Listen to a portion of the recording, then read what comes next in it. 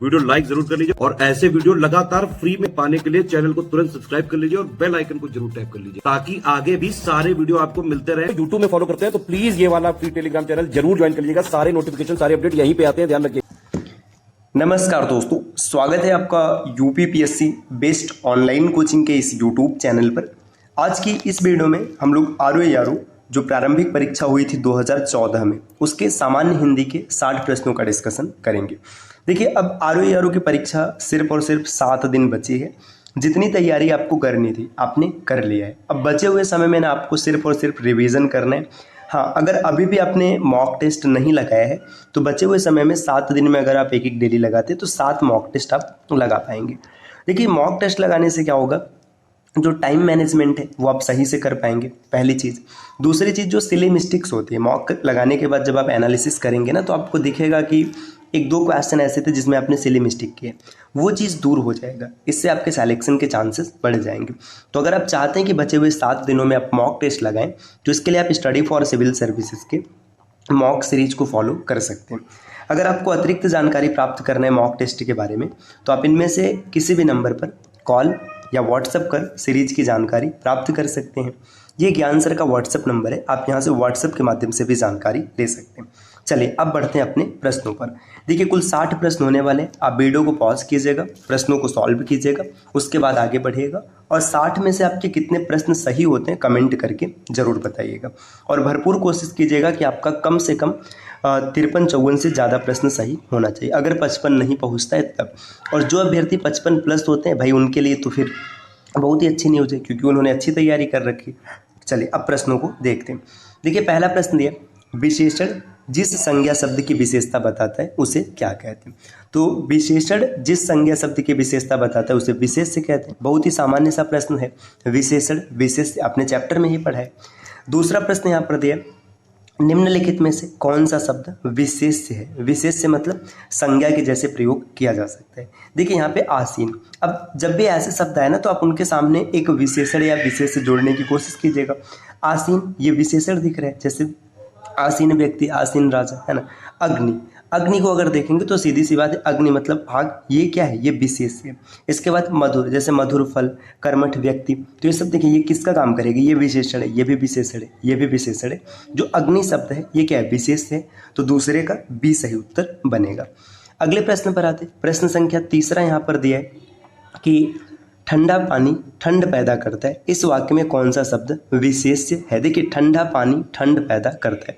पानी कैसा है, ठंडा है, ये ठंडा क्या हो गया, विशेषण हो गया, तो पानी क्या हो जाएगा, विशेष्य हो जाएगा। सामान्य सी बात है। तो इसमें आप देखेंगे पानी, विकल्प 30 प्रश्न का उत्तर हो जाएगा। प्रश्न संख्या 4 दिया है, निम्नलिखित में से कौन सा शब्द विशेष्य है। विशेष्य होने का मतलब है कौन सा शब्द ऐसा है जो संज्ञा के जैसे प्रयोग किया जा सकता है। यहाँ पे अनासक्ति, अनासक्त, अनुशंसित, अपमानित। देखिए, अपमानित ये अपमान से बना है, अनुशंसित अनुशंसा से बना है, अनासक्ति से अनासक्त बना है। तो 3 शब्द जो ये दिख रहे हैं ये विशेषण के जैसे प्रयोग किए जाएंगे। तो अनासक्ति, विकल्प ए इस प्रश्न का उत्तर हो जाएगा। प्रश्न संख्या 5 दिया है, निम्नलिखित में से कौन सा शब्द विशेष्य है। आपको बताना है कौन सा शब्द विशेष्य है। पौष्टिक आहार, जैसे बोलते हैं ना पौष्टिक आहार, तो सामान्य सी बात है क्या हो जाएगा, ये विशेषण हो जाएगा। ठीक, पाठकी, भावुक, ये तीनों जो है ना ये आपके विशेषण के तौर पे कार्य करेंगे। तो विषाद जो है, विषाद, ये क्या बन जाएगा, विशेष्य हो जाएगा। अगले प्रश्न पर आते, प्रश्न संख्या 6 को देखते। देखिए यहाँ पर दिया, कौन सा शब्द घोड़ा का पर्यायवाची नहीं है। देखिए, कौन सा शब्द घोड़ा का पर्यायवाची नहीं, बाजी, तरंग है, या घोड़ा, घोटक, अश्व, ये सब क्या है, घोड़ा के पर्यायवाची हो जाएंगे। जो शार्दुल दिया है, शार्दुल किसका पर्यायवाची होता है, शेर का। शार्दुल, सिंह, ये सब शेर के पर्यायवाची। केहरी, तो यहाँ पे शार्दुल इस प्रश्न का सही उत्तर हो जाएगा। प्रश्न संख्या 6 का सी उत्तर बनेगा। 7 दिया है, मीनाक्षी का पर्यायवाची है। मीनाक्षी, मीनाक्षी का पर्यायवाची होता है सुंदरी, मतलब मीन जैसी जिसकी आंखें, सुंदरी हो जाएगी। तो विकल्प ए इस प्रश्न का उत्तर हो जाएगा, 7 का ए। प्रश्न संख्या 8 दिया, कौन सा शब्द नाग का पर्यायवाची नहीं है। देखिए, नाग का पर्यायवाची नहीं है, आपको ये बताना है। तो इसमें अगर हम लोग देखेंगे, देखिए नाग मतलब क्या होता है, नाग मतलब अगर देखेंगे तो यहाँ पे सर्प मतलब नाग मतलब सांप लिखा जा सकता है। अहि, विषधर, तुरंग, ये इस प्रश्न को थोड़ा सा यहाँ पे होल्ड कीजिएगा, क्योंकि इसमें देखिए तुरंग, विस्तर, अहि, ये सब सही दिख रहे हैं भाई। अच्छा, यहाँ पे एक चीज़ ध्यान दो, मैं कहाँ हूँ भाई, तुरंग मतलब घोड़ा है ना, तो इसका पर्यायवाची ये नहीं होगा। 8 का 20 प्रश्न का डी इस प्रश्न का उत्तर बनेगा। प्रश्न संख्या 9 पर आते हैं। देखिए 9 नंबर का प्रश्न यहाँ पर क्या दिया, कौन सा शब्द दैत्य का पर्यायवाची नहीं है। आपको बताना है कौन सा शब्द ऐसा जो दैत्य का पर्यायवाची नहीं है। राक्षस, दानव, निशाचर, तीनों है। जो यहाँ पे जो भूसुर शब्द दिख रहा है ये दैत्य का पर्यायवाची नहीं बनेगा। 9 का विकल्प सी उत्तर हो जाएगा। अगले प्रश्न पर आते, प्रश्न संख्या 10 यहाँ पर दिया। 10 नंबर का प्रश्न ये पूछा जा रहा है, आपको बताना है रुख का पर्यायवाची शब्द। रुख का मतलब होता है विटप, पेड़, रुख। आपने सुना होगा ना ग्रामीण शब्द क्षेत्रों में या फिर कहीं कहीं किताबों में भी जिक्र किया था पेड़, रुख। तो पेड़ मतलब पेड़, विटप, रुख, ये सब पर्यायवाची हो जाएंगे। 10 का ए बनेगा। 11 नंबर, कौन सा शब्द ब्रह्मा का पर्यायवाची नहीं है। ब्रह्मा का पर्यायवाची कौन सा नहीं है ये आपको बताना है ना। तो देखिए चतुरानन, चतुर्मुख, चतुर्भुज, ये चारों ब्रह्मा के पर्यायवाची कमलासन। कमलासन इसका पर्यायवाची नहीं होगा। तो 11 का सही उत्तर हो जाएगा ए। प्रश्न संख्या 12 दिया है, कौन सा शब्द भ्रमर का पर्यायवाची नहीं। देखिए भ्रमर, चंचरिक, सिलीमुख, मिलिंद, ये तीनों भ्रमर का पर्यायवाची होता है। तो सलभ इस प्रश्न का उत्तर बन जाएगा। अगले प्रश्न पर आते हैं। 13 नंबर का है, कौन सा शब्द इंद्र का पर्यायवाची नहीं है। आपको बताना है इंद्र का पर्यायवाची नहीं है। पुरंदर होता है, शक्र होता है, मधवा भी होता है। तो यहाँ पे गड़ा, धिप, ये जो है ये शब्द इंद्र का पर्यायवाची नहीं बनेगा। हिरण्यगर्भ का पर्यायवाची शब्द है। हिरण्यगर्भ का मतलब जो होता है ब्रह्मा, ब्रह्मा को हिरण्यगर्भ कहते हैं। तो विकल्प 20 प्रश्न का उत्तर हो जाएगा। विष्णु ये नहीं होगा, महेश नहीं होगा, गणेश नहीं होगा। गणेश के लिए आप देखेंगे लंबोदर, गजानन, ये सब हो जाएंगे। महेश के लिए चंद्रमौली, शंकर, ये सब बन जाएंगे, है ना। आगे है, कौन सा शब्द दास का पर्यायवाची नहीं है। देखिए दास का मतलब क्या होता है, दास का मतलब है नौकर। तो नौकर की बात अगर करेंगे तो इसमें देखिए अनुचर भी नौकर होता है, भृत्य भी नौकर होता है, सेवक भी नौकर होता है। जबकि परिकर, यहाँ पे अगर परिचर होता तो हो जाता, लेकिन परिकर नहीं होगा। प्रश्न संख्या 16 दिया, जंगम का विलोम शब्द। ये आपने कई बार क्लास में पढ़ा है। जंगम का मतलब स्थावर, जंगम स्थावर। तो सीधी सी बात है, टिक कीजिएगा। अगले प्रश्न पर आते, प्रश्न संख्या 17 दिया, सृष्टि का विलोम क्या हो जाएगा। सृष्टि का विलोम क्या आपको ये बताना है। सृष्टि अगर आप देखोगे तो सृष्टि का हो जाएगा निर्माण करना। तो इसका विपरीत होता है प्रलय, प्रलय मतलब नष्ट करना। तो विकल्प 20 का उत्तर बनेगा। इप्सित, इप्सित का विलोम होता है अनिप्सित। आपने क्लास में सीधा सीधा पढ़ा है ये सब। साहचर्य का विलोम हो जाएगा। साहचर्य का होता है वैमनस्य। साहचर्य मतलब साथ रहने वाला, वैमनस्य का मतलब विरागी, द्वेषी, ये सब होते हैं। विराट, विराट का विलोम शब्द क्या होगा आपको ये बताना है। तो विराट मतलब बड़ा, शूद्र मतलब छोटा। प्रश्न संख्या 21 दिया, स्पृश्य का विलोम शब्द है स्पृश्य, अस्पृश्य। ये पॉलिटी में आपने कई बार पढ़ा होगा। पॉलिटी भारतीय संविधान का अनुच्छेद 17 अस्पृश्यता के अंत की बात करता है। तो यहाँ से आप देख सकते हैं। अज्ञ, अज्ञ का विलोम क्या होता है, अज्ञ, विज्ञ। विलोम शब्द तो आप इतना बेहतरीन तरीके से हम लोग डन कर लिया है कि किसी भी प्रकार का क्वेश्चन आएगा आप आराम से टिक करेंगे। देखिए आगे दिया है गौरव। गौरव का क्या होता है, गौरव का लाघव, ये भी टिक करिए, आगे बढ़िए।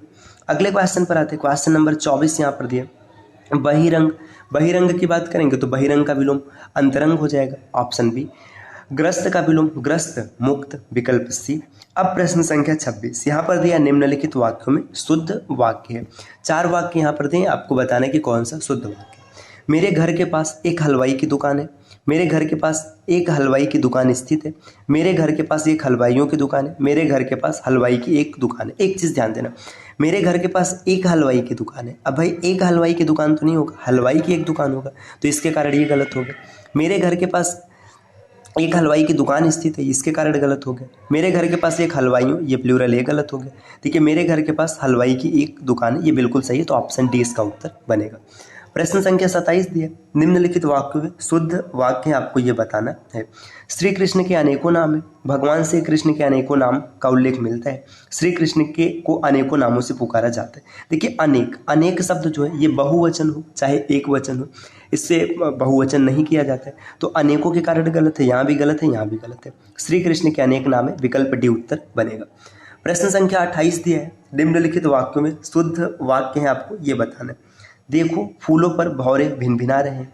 देखो फूलों पर भौरे गुंजार कर रहे हैं। देखो फूलों के ऊपर भौरे गुंजारते हैं।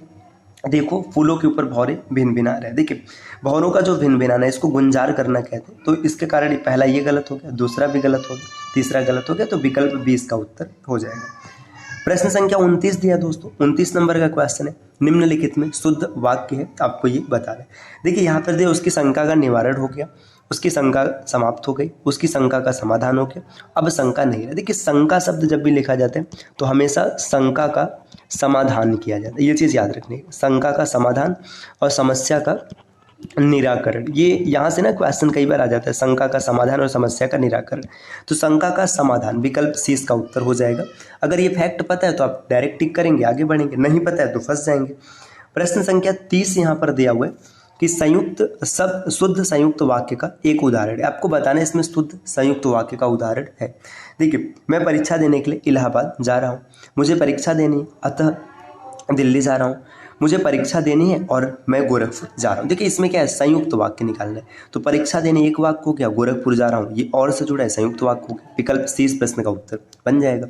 अगले प्रश्न पर आते हैं, प्रश्न संख्या 31 यहाँ पर दिया हुआ है, निम्नलिखित में शुद्ध वर्तनी वाला शब्द है। देखिए यहाँ पर क्लेश लिखने का प्रयास किया गया, कलेश, क्लेश, क्लेश, क्लेश, तो ऑप्शन सी इस प्रश्न का उत्तर बनेगा, क्लेश।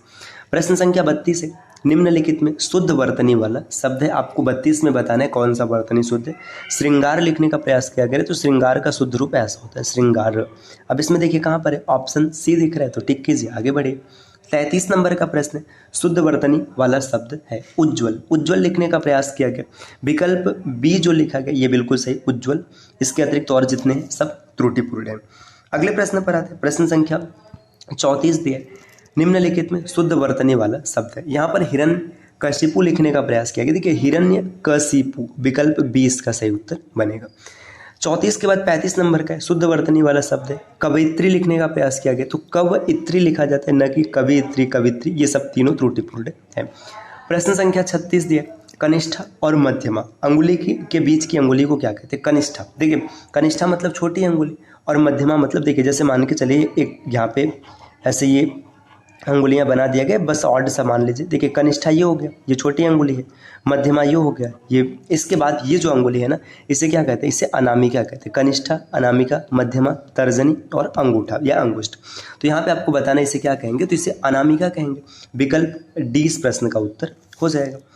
प्रश्न संख्या 37 दिए, जिसके पेट में माँ ने रस्सी मतलब दाम बांध दी उसे क्या कहते हैं, उसे दामोदर, दामोदर कहेंगे, विकल्प डी इस प्रश्न का उत्तर बनेगा। अगले क्वेश्चन पर आते हैं, प्रश्न संख्या 38 दिया, पीछे पीछे चलने वाले। इसके लिए आपको बताना है कि वाक्यांश के लिए एक शब्द क्या होगा, तो जो पीछे पीछे चलने वाला होता है इसे अनुगामी कहेंगे, विकल्प बी उत्तर बनेगा। जिसकी कोई कीमत ना हो सके, वाक्य के लिए एक शब्द, तो जिसकी कीमत नहीं होती, देखिए यहाँ पे कीमती मतलब ज़्यादा कीमत है, बहुमूल्य ये भी उपयोग मतलब बहुमूल्य, अमूल्य मतलब जिसका कीमत नहीं होता है। प्रश्न संख्या 40 दिए, थोड़ा नपा तुला भोजन करने वाला। देखिए थोड़ा नपा तुला भोजन करने वाला मतलब कम ही खाने वाला, जो कम खाने वाला है उसे मिताहारी कहते हैं, मिताहारी, विकल्प ऐसे उत्तर बनेगा। मित व्ययी का मतलब होता है कम खर्च करने वाला। अगला प्रश्न है, गुरु के समीप रहने वाला। गुरु के समीप जो शिष्य रहता है उसे हम लोग कहते हैं अंतेवासी। अंतेवासी मतलब गुरु के समीप रहकर पढ़ने वाला। प्रश्न संख्या 41 का डी। 42 है, 42 नंबर का, जिसके हृदय पर आघात हुआ हो उसके लिए एक शब्द बताना है। हृदय पर आघात हुआ है उसके लिए मर्माहत कहते हैं, मर्माहत, विकल्प बी हो जाएगा। 43 नंबर, जो अपने पद से हटाया गया हो उसके लिए, पद से हटा दिया जाता है उसे पदच्युत कहते हैं, पदच्युत, विकल्प डी उत्तर बनेगा। ये भी आपने पॉलिटी में कई बार पढ़ा होगा, जैसे सुप्रीम कोर्ट के जज हैं, हाई कोर्ट के जज हैं, कैग हो गए, इन सबको पदच्युत किया जाता है, उपराष्ट्रपति को पदच्युत किया जाता है, पद से हटाना। प्रश्न संख्या 44 दिया हुआ है, जिसे किसी वस्तु की स्पृहा न हो। देखिए किसी वस्तु की स्पृहा नहीं है वो क्या हो जाएगा, निस्पृह, मतलब किसी चीज़ की स्पृहा, किसी चीज़ की इच्छा नहीं है, चाह नहीं है, निस्पृह। अगले प्रश्न पर आते हैं। इससे पहले दोस्तों आपको बता दें, अगर आपने यूपीपीसीएस 2025 या फिर यूपीपीसीएस 2026 को टारगेट किया तो स्टडी फॉर सिविल सर्विसेज के कोर्सेस आप ज्वाइन कर सकते हैं। अगर कोर्स के बारे में आपको जानकारी प्राप्त करना है तो इनमें से किसी भी नंबर पर कॉल या व्हाट्सएप कर जानकारी ले सकते हैं। ये ज्ञान सर का व्हाट्सएप नंबर है, आप यहाँ से व्हाट्सएप के माध्यम से जुड़ सकते हैं। अगले प्रश्न पर आते हैं, प्रश्न संख्या 45 है, जिसकी पूर्व से कोई आशा न हो। वाक्यांश के लिए एक शब्द क्या है, जिसकी पहले से कोई आशा नहीं किया गया है उसे अप्रत्याशित कहा जाता है। प्रत्याशित मतलब जिसका आशा किया गया था, और ये दोनों त्रुटिपूर्ण वर्तनी है। अगला प्रश्न है, मक्खी का तत्सम रूप है। मक्खी का तत्सम रूप होता है मच्छी का, ऑप्शन डी बनेगा। हल्दी शब्द का तत्सम है, हल्दी का तत्सम रूप हरिद्रा होता है जो कि विकल्प सी में दिख रहा है। 48 नंबर के प्रश्न को देखते हैं। हुलास शब्द का तत्सम रूप है हुलास। हुलास जो होता है ना ये उल्लास का तत्सम रूप है, तो डी इसका उत्तर बनेगा। नारियल, नारियल का तत्सम रूप होता है नारिकेल। नारिकेल जब भी लिखा जाएगा तो इसमें बड़ी की मात्रा रहेगी, ये चीज़ आपको याद रखना है, नारिकेल। तो ऑप्शन सी इसका उत्तर बनेगा। 50 नंबर है। सिंह शब्द का तत्सम रूप है, तो इसे हम लोग श्रृंग कहते हैं जो कि विकल्प सी में है। 51 नंबर के प्रश्न को देखते हैं। निम्नलिखित में से कौन ऐसा शब्द तद्भव नहीं है? तद्भव नहीं है कहने का मतलब तत्सम है। देखिए द्वार ये तद्भव है, गिरस्ती तद्भव है, पाँव तद्भव है, सायं ये जो है ना ये तत्सम शब्द है। अगले क्वेश्चन पर आते हैं। क्वेश्चन नंबर 52 यहाँ पर दिया। एकल, एकल शब्द का तत्सम रूप क्या होगा आपको ये बताना है। जो एकल शब्द लिखा है इसमें देखिए 4 दिया है, अकल, अकिल, अकेला और उपयुक्त में से कोई नहीं। एकल मतलब क्या होता है? सिंगल, सिंगल का मतलब अकेला, तो ऑप्शन सी को टिक करो, आगे बढ़ो। करपट शब्द का तत्सम रूप है, करपट मतलब होता है कपड़ा, ऑप्शन सी। 54 नंबर का प्रश्न, कैवर्त शब्द का तद्भव रूप होगा, कैवर्त, कैवर्त कहते हैं केवट को, ऑप्शन बी हो जाएगा। अगले क्वेश्चन पर आते हैं। नेक्स्ट दिया है गृध्र शब्द का तद्भव रूप होगा, गृध्र का मतलब होता है गीत, ऑप्शन डी। क्वेश्चन नंबर 56 दिया है धुंधला शब्द में विशेषण है। देखिए धुंधला, धुंधला क्या बताएगा? किसी चीज का गुण बताएगा। जैसे बताएंगे ना धुंधला सा दृश्य, तो ये धुंधला क्या हो जाएगा?